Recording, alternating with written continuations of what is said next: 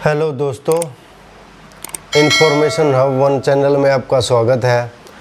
आज हम जो है एचएससी ने जो टीजीटी 7400 ये जो जितनी वैकेंसी थी इनका रिज़ल्ट निकाला है और अपॉइंटमेंट जो अभी चल रही हैं। तो इसमें क्या गड़बड़ी की हुई है इन्होंने, इस पे हम आज जो है चर्चा करेंगे। और मैं सभी जो यूट्यूबर चैनल है हरियाणा वाले, जीके भाई प्रदीप सर, जीके भाई प्रवीण सर और जीके भाई देसी ताऊ, सभी से भी अनुरोध करूंगा कि आप भी इस मुद्दे को हाईलाइट करें ताकि भविष्य में इस तरह की ये जो है गलती ना करें इस तरह की, और उस कार्यों में इनके में जो है एचएससी के में सुधार हो सके।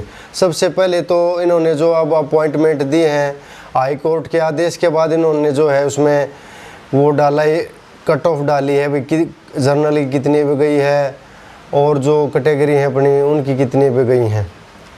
तो कट ऑफ तो इन्होंने बता दी, लेकिन पर्सनल जो डिटेल रिजल्ट है वो भी तो साथ के साथ देना चाहिए था इन्होंने। स्कोर कार्ड प्रति व्यक्ति जो व्यक्तिगत जो स्कोर है किसने कितना अचीव किया है वो भी तो इन्होंने डालना चाहिए था साथ के साथ, लेकिन वो नहीं डाला है, जो कि सबसे बड़ी खामी को दर्शाता है।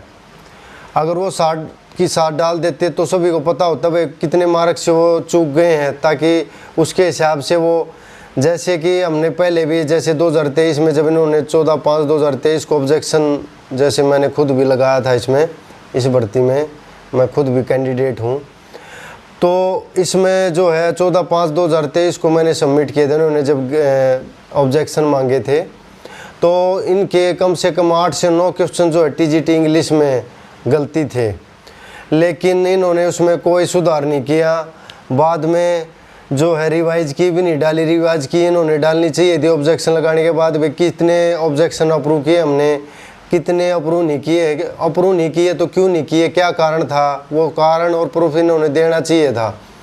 ये इनका अधिकार बनता है, कैंडिडेट का भी अधिकार बनता है कि वो जाने कि भी उन्होंने जो ऑब्जेक्शन लगाए थे उनका क्या हुआ, उनको कुछ ग्रेस मार्क्स वगैरह मिले हैं या नहीं मिले हैं, कुछ पता ही नहीं। अब वैसे इन्होंने अपॉइंटमेंट अब दी जा रही हैं फटाफट, लेकिन उसमें ये तो नहीं पता चल रहा किसको क्या मिला, ऑब्जेक्शन का कुछ मिला भी है या नहीं मिला है। तो इसमें भी कोर्ट में जो है केस हो सकता है इन पे। और जो भी साथी इच्छुक हैं एक बार संपर्क करें, हम इस विषय पर ऑब्जेक्शन जो लगाना चाहते हैं, ऑब्जेक्शन के आधार पर जो हम केस कर सकते हैं। क्योंकि ऑब्जेक्शन का तो इन्होंने कोई ना तो फाइनल रिवाइज की डाली, बाद में पहले एक ही की डाली थी, उसके बाद रिवाइज की ऑब्जेक्शन लगाए, रिवाइज की डाली नहीं, जो कि डालनी चाहिए थी इन्होंने। माननीय हाई कोर्ट ने भी इनको आदेश दिए कि भी आप रिजल्ट के साथ जो है परसेंटेज बताए कितने पे मेरिट लिस्ट गई है, लेकिन फिर भी ये आनाकानी करते हैं इस विषय में। ये बहुत ही दुर्भाग्यपूर्ण है। इतना बड़ा बोर्ड होने के बावजूद जो पूरे हरियाणा की भर्तियाँ देखता है और ये जानबूझ के कर रहे हैं, मुझे तो ऐसा ही लग रहा है, क्योंकि ये जानबूझ के कर रहे हैं। कट ऑफ जो है स्कोर कार्ड व्यक्तिगत स्कोर जो है ये बता नहीं रहे, कहीं इनको ये भय है कि दोबारा कोई जो है भर्ती को लेकर जो है हाई कोर्ट में ना चला जाए।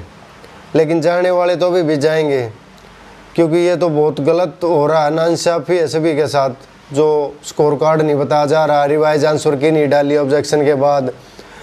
तीसरा हम इसका देखते हैं, हम जो ऑब्जेक्शन लगाए थे उसका ना कोई एक आईडी क्रिएट हुई है भाई, ऐसे आईडी क्रिएट होती थी ना भाई, हमारी जो है ऑब्जेक्शन लग गया है, इसका रेफरेंस नंबर ये, कोई वो नहीं इन्होंने दिया। इन्होंने क्यों नहीं दिया? क्योंकि ये सोचते हैं कि भी कहीं आगे ऑब्जेक्शन उठाए को वो हमारे रेफरेंस में नहीं चला जाए कि भाई ऐसे ऐसे ये मैंने लगाया था ऑब्जेक्शन, ये देखो ये प्रूफ रहा। तो उसका भी कोई प्रूफ नहीं बचा, स्क्रीनशॉट ही ले सकते हैं बस।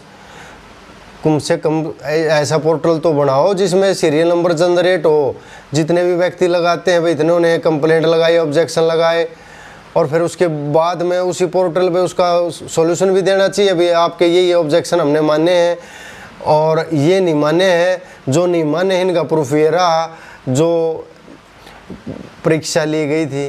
तो पारदर्शिता तो ऐसे आएगी, ऐसे थोड़ा ही आएगी। ये कट ऑफ बता दी, वो भी हाई कोर्ट के कहने पे बताई है उन्होंने। तो पहले ये जितनी भर्तियाँ हुई इनमें कट ऑफ भी नहीं बताते थे, ये कितने पे कट ऑफ गई वैसे रोल नंबर डाल देते थे। ये क्या मतलब है? क्या मजाक बना रखा है? इतना बड़ा बोर्ड पूरे हरियाणा की भर्तियाँ करता है और ये इस तरह के वाहियात के कार्य कर रहे हैं। इसके अलावा समाधान पोर्टल था, इन्होंने समाधान पोर्टल जो है एचएससी की साइट पे है लेकिन वो एक्टिवेट ही नहीं है। कोई ग्रीवेंस अपनी डाल ही नहीं सकता कहीं पर भी। क्या कोई हेल्पलाइन नहीं होनी चाहिए? इतना बड़ा बोर्ड कार्य कर रहा है जो पूरे हरियाणा की भर्तियाँ देख रहा है, क्या ग्रीवेंस पोर्टल नहीं होना चाहिए? होना चाहिए हर हालत में। समाधान पोर्टल को क्यों एक्टिवेट नहीं कर रही है? उसको एक्टिवेट करना चाहिए। दूसरा, कोई मेल आईडी वगैरह भी नहीं है जिस पे हम संपर्क कर सकें इनको। एचएससी वालों की भी हमारी ये शिकायत है, ये सुझाव है, कुछ भी नहीं है। या क्या मतलब है? ये तो मोनोपोली होगी, जो जी में चाह वो इन पे थोप दिया, कैंडिडेट्स पे जो जी चाह वो कर दिया। ये क्या मतलब? थोड़ा ये एक तरफा थोड़ा ही होता है, दोनों तरफ की सुनवाई होनी चाहिए। ग्रीवेंस पोर्टल तो कम से कम होना चाहिए भी, कोई शिकायत सुझाव भेज सके अपना किसी भी भर्ती से संबंधित। तो ना मेल आईडी है, जो हेल्पलाइन है इनके, जो लैंडलाइन नंबर है वो मिलते ही नहीं, पूरा दिन मिलाते रहो, कभी मिल गया तो वो फिर बीच में कट जाता है। बहुत रेयर चांस होता है इनका मिलता है। मैंने तो इनकी हर एचएससी की जितनी भी हेल्पलाइन। और रहा सवाल सीईटी का देख लो आप लोग। खट्टर सरकार ने क्या कहा था, 6 महीने में हम जो है ना एग्जाम लेंगे सीईटी का। अब कितने दिन हो गए, अब कितने साल हो गए अब लिए इन्होंने, ये है इनके। अब हाईकोर्ट ने आदेश दिया कि वे 2 महीने के अंदर अंदर सीईटी लो। ये आप मजाक बना रखा है कैंडिडेट का। तो जो कहते हैं वो करते नहीं है, ये बहुत गलत हो रहा है। इतने लाखों करोड़ों युवा हरियाणा के जो बेरोजगार घूम रहे हैं, उनके साथ कितना अन्याय कर रही है सरकारें, देखो। तो इस अन्याय के विरुद्ध हम क्या कर सकते हैं? या तो बड़े आंदोलन हो, आंदोलन में विद्यार्थी बहुत कम जो है, कैंडिडेट जो है बहुत कम जो है इकट्ठे हो पाते हैं। तो इसके लिए क्या है, अब हमने ग्रीवेंस डालनी होगी। पीएम ग्रीवेंस सेल पे, सीएम विंडो पे लगाओ ज़्यादा से ज़्यादा जितनी हो सके। इस तरह के जो होते हैं ना, तब सुनवाई होगी। वैसे सुनवाई नहीं करेगी ये सरकार, कोई भी हुई। तो जब तक हज़ारों लाखों में जब तक इनके पास कंप्लेंट नहीं जाती, जब तक इन चीज़ों में सुधार होने वाला नहीं है। अगर सुधार करवाना है हरियाणा वासियों ने, हमारे यूथ ने, ताकि उनका भविष्य आगे सिक्योर हो, जो अब चल रहा है इस तरह की ये नाइंसाफ़ी ना हो, जो सिस्टम है इनका जो उसमें सुधार हो, तो इसके लिए हमने जो है पीएम ग्रीवेंस सेल है, नेशनल पोर्टल है, उस पर किसी भी डिपार्टमेंट से रिलेटेड हम जो है कंप्लेंट डाल सकते हैं। और सीएम विंडो, हरियाणा की जो सीएम विंडो में डाल सकते हैं, ताकि हम जो सुझाव इनको शिकायत करें, ताकि वो समय से बोर्ड जो है इनको हमारी सुधार कर दे उनमें। और सीईटी का ये देख लो, सीईटी इन्होंने लागू किया। अब क्वालिफाइंग होना चाहिए था स्टेट की तरह, ये भी 90 मार्क्स जर्नल के लिए, तो उसमें इस तरह का क्राइटेरिया 60% का जो है, तो जर्नल के इस तरह करना चाहिए था। अगर करना भी था, इसमें भी इन्होंने मेरिट चढ़ा दी।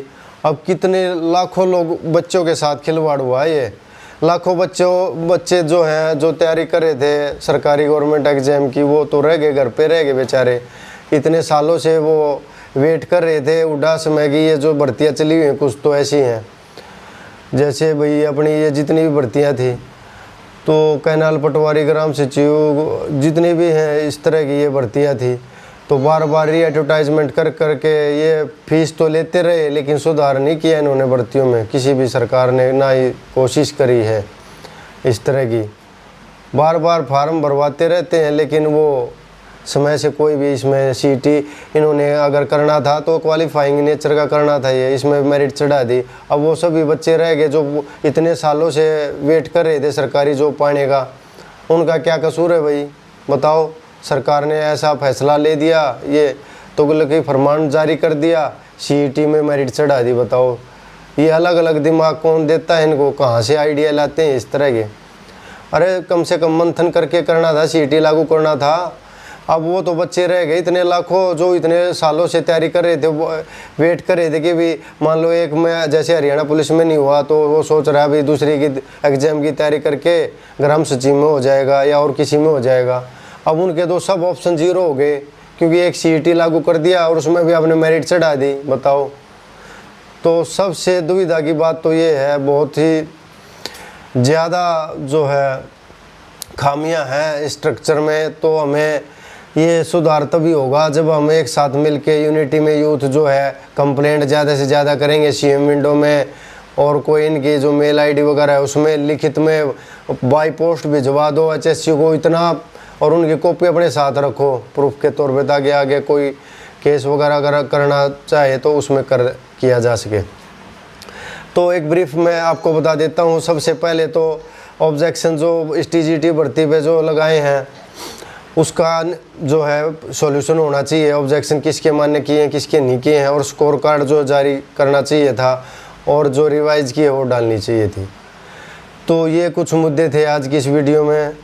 तो सभी भाई सहयोग करें, इस वीडियो को ज़्यादा से ज़्यादा आगे फैलाएं, ताकि सभी हमारे हरियाणा के जितने भी युवा साथी हैं वो जागरूक हो सके और अपनी आवाज़ जो है बुलंद कर सके सोशल मीडिया प्लेटफॉर्म पर। तो इन्हीं के साथ मैं जो है आप सभी का धन्यवाद करता हूँ। धन्यवाद।